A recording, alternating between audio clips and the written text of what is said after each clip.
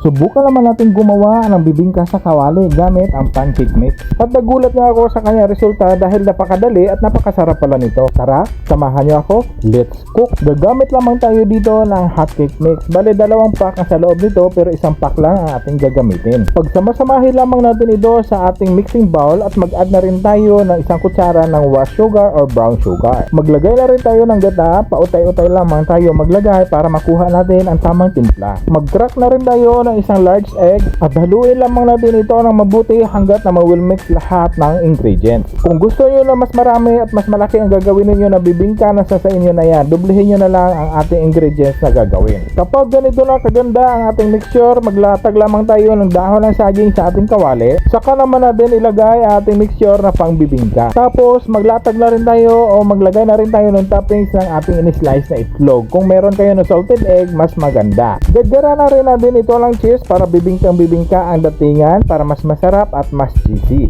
Pagkatapos, takpan lamang natin ito ng 3 to 5 minutes at hintayin na maluto. Kailangan katamtaman lamang ang ating apoy para hindi ito masunog. Makalipas sa 5 minuto, takpan lamang natin ito ng dahon ng saging at saka natin balik na rin. Muli lamang natin ito takpan ng 3 minuto at hintayin na maluto. Makalipas ang 3 minuto, hanguin na natin ito dahil pwede na natin ito lantakan. At ito na ang ating hot mix bibingka sa kawali. Tikiman time!